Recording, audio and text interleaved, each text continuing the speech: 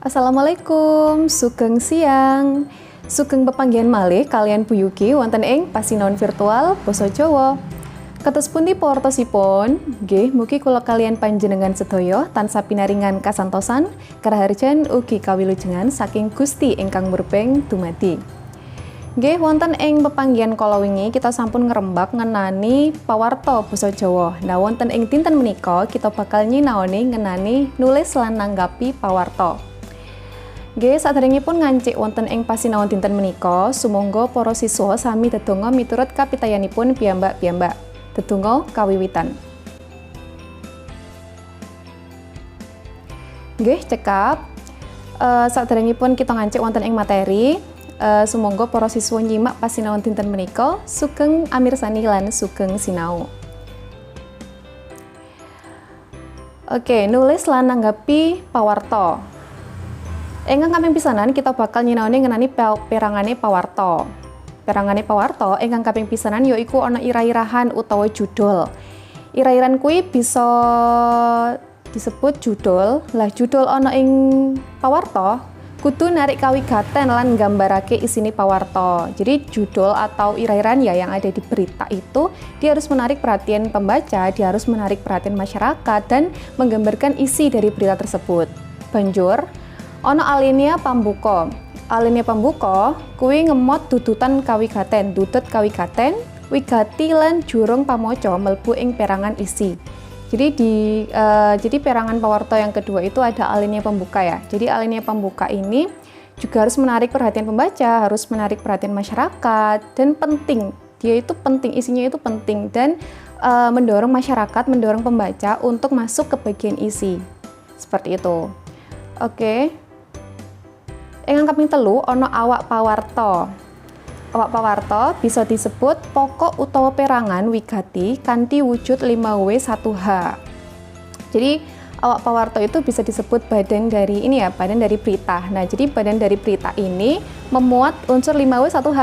Apa sih Bu 5W1H itu? Seperti yang Bu Yuki jelaskan kemarin, yaitu ada apa, kemudian siapa, di mana, kapan, dan bagaimana. Jadi memuat unsur 5W1H.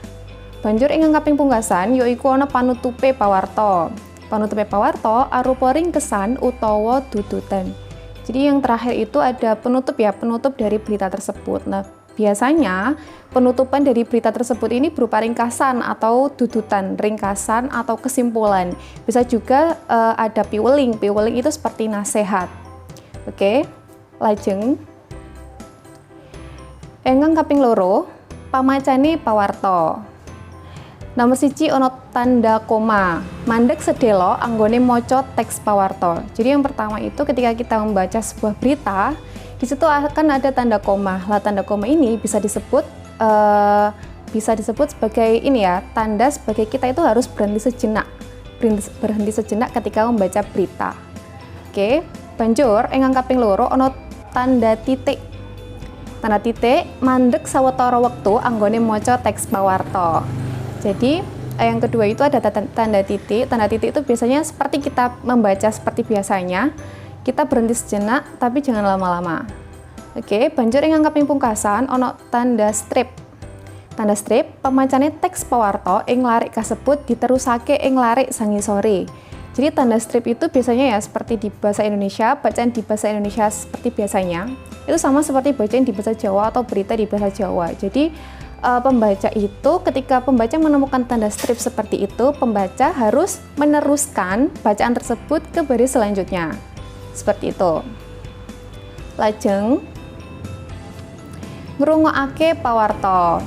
Ingkang kaping pisanan mangerteni kanthi cetha perkawis kang diaturake. Jadi yang pertama ketika kita mendengarkan sebuah berita ya, ketika kita mendengarkan sebuah berita, hal yang paling utama ketika kita mendengarkan sebuah berita adalah kita itu bisa menangkap apa yang diberitakan. Jadi kita itu bisa ngerti apa sih yang sebenarnya itu diberitakan di televisi, di internet. Kemudian mereka itu membicarakan tentang apa kecelakaan, banjir, atau tentang objek wisata. Banjur ingkang kaping loro bisa mbedakake ngenani informasi kang penting lan ora penting. Jadi yang kedua itu bisa membedakan mana sih informasi yang penting itu, mana informasi yang kurang penting. Seperti itu. Banjur yang kaping telu jupo informasi sing benar. Jadi kita itu bisa mendapatkan informasi yang benar. Jadi ketika kita mendapatkan sebuah informasi berita ya, entah dari internet, entah dari televisi, yaitu informasinya itu harus benar, sumbernya itu harus benar. Jadi ketika sumbernya benar, maka itu adalah berita yang faktual, yang nyata, yang benar-benar nggak bisa yang benar-benar nyata dan nggak bisa dibuat-buat seperti itu.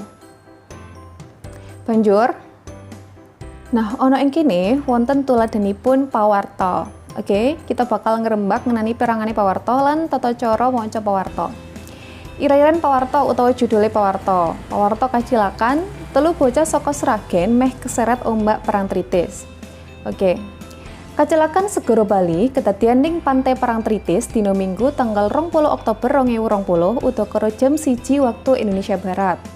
Kacilakan iki nimpa telu bocah wadon yaiku Niki Fitriani 15 tahun, Marini 38 tahun, lan Sunarti 39 tahun. Katelune warga Sragen, Jawa Tengah, plesiran ning Yogyakarta lan atus ing Pantai Parangtritis. Nalika dolanan banyu, katelu korban ora eling nglangih menyang tengah nganti palung laut. Nalika atus dumadakan katelu korban keseret ombak menyang kidul. Ujar Brigadir Sunarto, anggota Sar Plairut Polda DIY, kakutip saka laman resmi Polda Daerah Istimewa Yogyakarta. Sujune korban cepet bisa ditulungi, tadine ora ana korban jiwa ing kedadian iki. Brigadir Suharto ngelingake kanggo para wisatawan pantai supaya bisa nggatekake tondo lan ngutamakake keselamatan nalika nglangi. Oke, ana ing kene ana alinea pembuka. Alinea pembuka kuwi kudu wigati ya, kudu penting. Kacilakan segera balik kedadian ing Pantai Parangtritis dina Minggu jam 1 awan. Jadi alinea pembuka itu harus penting karena apa? Agar menarik masyarakat, agar menarik pembaca, agar pembaca itu bisa melanjutkan membaca ke bagian isi. Jadi di sini itu ada kecelakaan di Laut Bali. Kejadiannya itu di Pantai Parangtritis hari Minggu tanggal 20 jam 1 waktu Indonesia Barat. Banjur ono awak pawarta utawa bisa diarani badan dari berita ya, badan dari berita. Nah, badan dari berita ini mengandung unsur 5W1H. Apa sih Bu 5W1H itu? Apa yang terjadi? Yaitu kecelakaan yang terjadi. Kemudian di mana? Di Pantai Parangtritis Yogyakarta. Kemudian siapa yang mengalami? Yaitu bocah wadon Niki Fitriani, Marini, dan Sunarti. Banjur di mana kapannya itu tanggal 20 bulan 10 atau bulan Oktober 2020 pukul 1 waktu Indonesia Barat. Kemudian why, apakah atau apa faktor yang faktor yang menyebabkan kejadian tersebut, yaitu mereka itu kayak berenang terlalu jauh sampai ke palung laut. Kemudian bagaimana kelanjutan dari kejadian ini, yaitu ternyata tidak ada korban jiwa karena para korban itu cepat ditangani oleh masyarakat sekitar sana. Oke. Jadi mengandung unsur 5W1H. Apa, kapan, siapa, di mana, apa, dan juga bagaimana.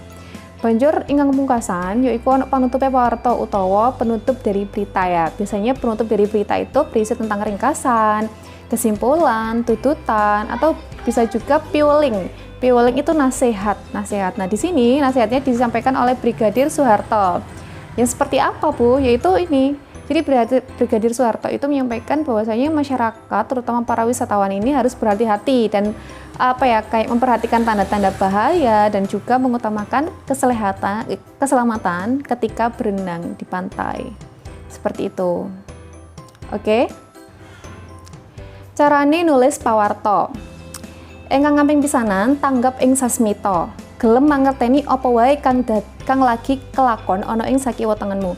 Jadi yang disebut sebagai tanggap ing sasmita itu bisa disebut kayak kita itu peka ya. Tanggap ing sasmita itu peka terhadap sekitar kita, kanan kiri kita, peka terhadap apa yang terjadi di sekitar kita.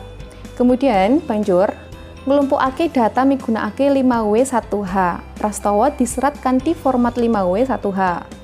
What, who, when, where, how. Oke, lan why. Banjur jadi ketika kita itu sudah peka terhadap sekitar kita, terhadap kanan kiri kita. Nah, setelah itu kita tahu apa sih yang sebenarnya terjadi. Lah ketika kita tahu apa yang terjadi, kita bisa menggunakan data tersebut dan meringkasnya dan menulisnya dengan format 5W1H. Kejadian apa, siapa yang terjadi, kemudian di mana, kapan, faktor apa kejadian tersebut itu bisa terjadi, kemudian bagaimana kronologinya. Banjur ingkang kaping 3 nyusun data.